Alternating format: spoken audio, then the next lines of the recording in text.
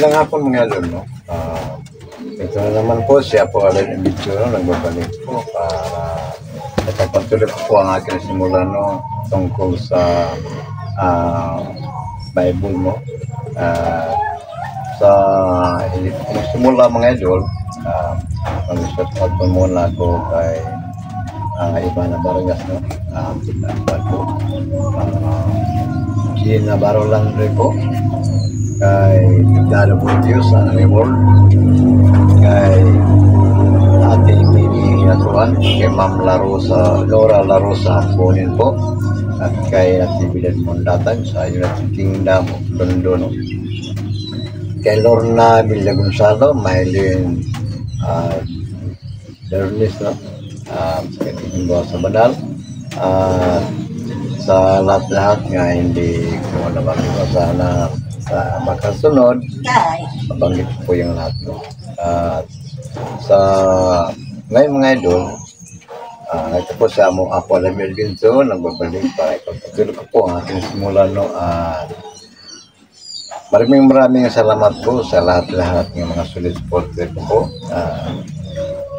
Sana nandyan kayo palagi, at wala kayong sawa pag-suporta sa akin mga idol, no? At yung hindi pa nag-subscribe, no, like and share sa akin mga idol, no? Pag-like, share, and comment sa akin mga idol, i-click nyo na lang, no? Notification bell po, ako na mention, malaking tulong po sa akin po mga idol. Ngayon,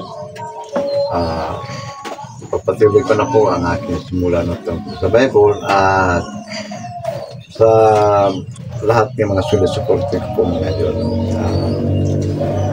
Inuulit ko po ito palagi mga idol, may nagtawa, sorry sa aking pagsalita, hindi pa ako marunong magsalita o magsabi ng Tagalog, dahil hindi ako pure Tagalog, ako isang pure Bisayan. Sa aking pagsalita ngayon, no, at lahat nga mga pagsalita ko sa akong pag-upload sa akong vlog, ang nakikita niyo, hindi pa ako marunong talaga magsalita ng Tagalog. Ngayon mga idol, sa pagsimula ko, karamihan sa pagsalita ko ng ay Bisaya. Suring-suring lang sa yung lahat mga idol. Sana pakinggan nyo ang lahat ng mga pagsalita ko sa aking mga komentaryo tungkol sa nagatala ng kasulat sa Biblia mga idol.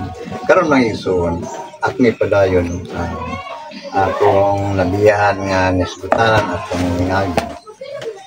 May tungod to sa gitawag o kanang relihiyon, no, nga gitukod ng Ginoong Diyos nga halos na ng relihiyon nag-angkon nga sila ang tinuod nga relihiyon.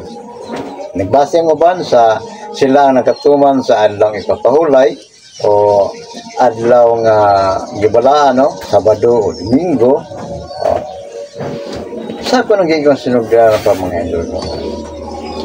Hindi na naangat lalison, no, tungod kay kanang doktrina maguna.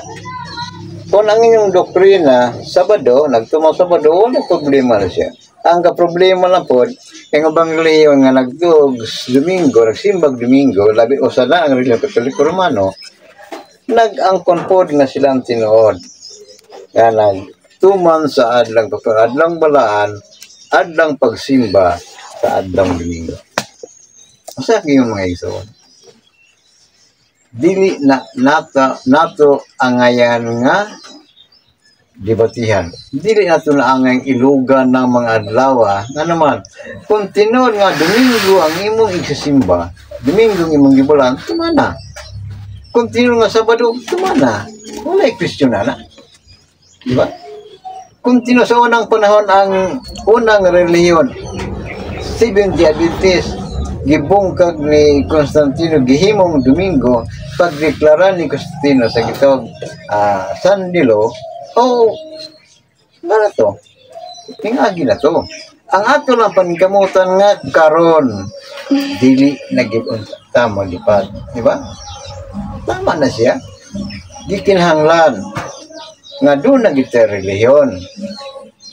Sayop tong giingon lagnas mga safety, mga pare o guban pangrelihiyon nga nag-angkon nga pinaagi sa bunyag o pinaagi sa bautismo maluwas ang tao. Bautismo sa na siya material, spiritual, diba? Pero sayop ang inyong ipasagot. Kung doon isa to gamay ra gyud, dapat kay good. Ipasabot ang tinuod. Ngano nga pinagi sa bunyag o sa bautismo maluwas ang tao. Di kay naluwas nga sa langit, sayop na. Di ba? Klaro ra gyud, may magamo sa Biblia gyud. Nahimo mo ning graduate mo sa Bible School, pinagi sa inyong kahibalo sa mga tito. Di karon ang pangutana, ang bautismo ba, ang bunyag ba, tinuod nga ang bata o ang nabautismohan naluwas? Tinuod dili. Siguro ang tubag ninyo tinuod. Aminado ko na may gison. Tinuod nga maluwas. Pero ipasabot po. Asang bahina siya naluwas. Pulit naman kanya. Asang bahina nga ang taong nabautismuhan, nabunyagan, inig kadako maluwas. Muna ikinahanglan doon natin relihiyon. Wala na nagbasida ag bagong relihiyon. Magkaangko na katoliko mo, kamang karang kami naguna. Kami rin luwas, bakak na but-but na. Ingnon sa mo, but-but mong dako. Inyo-inyo na. Mabasa lagi, kayo nyo mang sa profesor, sa bantugang profesor sa Bible School, kamoy nag-ingon nga, mo'y nag-compile sa Biblia, mo'y naghimo sa mga bersikulo o kapitulo. Kamu ba nag-iunan ha? Mo'y nag-kumplito sa Biblia. Ang profesor, bantugang profesor sa Bible School. Nga naman, nabisabihin mo ba yan ako nga? Ang naghimo sa Biblia, master philosopher. Be? Ako na ba yung magkita isang pula? Kung tinuod ba? Masa gino na ito singgaran. Basaha, bisan asa anak nga, bisan asa anak, Mamatiyo man, Makorinto man, bisan asa na. Basaha, sa Kapitulo 1, padong kung asa mahumana nga, Kapitulo versikulo. Basaha, coincide ba? Di ba? Tinawa, dili. O sana sa aking ebidensya, nga inyo na lang buot-buot o himo-himo ng mga teksto na tinuod, pero inyo pag yung tuisun kaya para mo daag mas diba tinuod nga naman klaro kaya na gi pang-usab siya kaya siyempre may katungod kasi raman o kamo raman naghimo file sa mga teksto, versikulo, sa mga versikulo, sa mga kapitulo, siyempre, natural yun. Nga pabor sa naghimo ang mga teksto. Para sa debate, mabasag yun siya. Pero dili. Munang, o sa akong gingon, ikinahanglan mga idol, ato yung sabto lumay. Dili na kayo basta-basta magpadala sa mga wali nga tutorial na siya. Walay kamapura. Nga naman, arita karon sa gingon nga ang bata o tao nga mabunyagan, mabautismuhan, naluwas. Tama sa pero sa asang bahina nga siya maluwas o kita naluwas nga nakawadawat sa sakramento sa bunyag o bautismo. Okay? Kasi mga Katoliko Romano, inyo mag-abolis ang bautismo. Kaya wala daw na dawata sa Ginoo. Saba mo diya. Napataka raman yung taon mo. O ya, ako, nabunyagan mo ko sa Katoliko Pilipino, nagpasabot nga, pasapog ko sa dili maluwas. Pero na dili. Ayaw hukmi ang tao. Kaya kanan yung gibuhat, tekstura na, walay ebidensya. Wala mo makasunod sa giingon Ginoong Diyos, gitugo niya sa mga apostol, gisugo sa mga apostol. Nga, itinanglan, magsunod mo sa akong mga pulong buhat. Kaya ang magsunod sa akong mga pulong buhat, maoray, maluwas. Kanya ka man, nagsunod mo. Di ba? Nagsunod ba mo? Unsa ang gibuhat ni Kristo sa unang panahon. Ang kunang kundaman mo nga kamo ang sugo ni Kristo. Ang mga kamo mga pare kamo ang puli ni Kristo. Saba mo niya. Continue na siya nga kamo ang gisugo. Basahay ko ng teksto litra po litra nga si Kristo dunay anak. Okay. Nakapabuntis si Ginoong Diyos Kristo. Kaya doon may pare nakapabuntis. Di ba? Tinawag sa Katoliko Romano, bawal ang pari nga maglinyo.